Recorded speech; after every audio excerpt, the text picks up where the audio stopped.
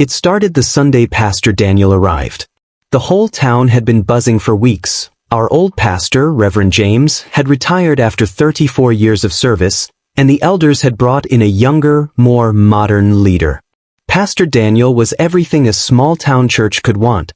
Handsome, early 40s, charismatic, the kind of preacher who could make even the back rows sit up straight. By the third week, the pews were fuller than they'd been in years. People said it was because his sermons felt alive. He didn't just read scripture. He told stories, painted images, made you feel something. But he also had a way of making eye contact with people in the middle of a sentence, like he was speaking directly to their soul. I sat in the fourth pew with my mother, who had been in that church since she was a child. She adored Pastor Daniel from the first Sunday. "The Spirit is in that man," she said with tears in her eyes. I didn't know what spirit she meant. But it wasn't the Holy One. 2 months in, he started calling certain members to spiritual counseling meetings during the week. My mother was one of them. When I asked why, she said it was because Pastor Daniel saw something in her spirit that needed healing. She spoke about it like it was a privilege. The meetings were always in his office at the church. The blinds would be drawn. The lights dim.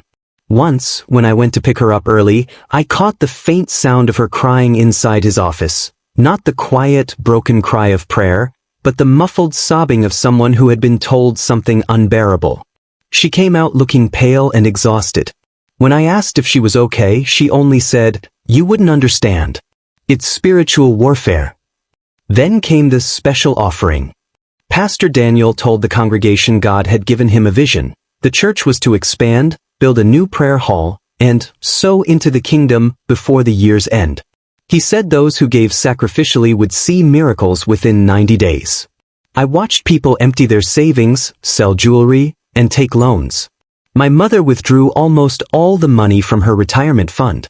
Every Sunday, Pastor Daniel would call those who gave the most to the front, lay hands on them, and tell them the blessing is already on its way. But as months passed, the miracles never came. Instead, people began to whisper about unpaid bills, lost jobs, and broken promises. That broke everything. It was Sister Evelyn who finally broke. She was one of the most devoted members, always sitting in the front row, head covered, Bible in hand. One Wednesday evening, she stood up in the middle of service and shouted, "This man is a liar. He's not a man of God, he's a predator."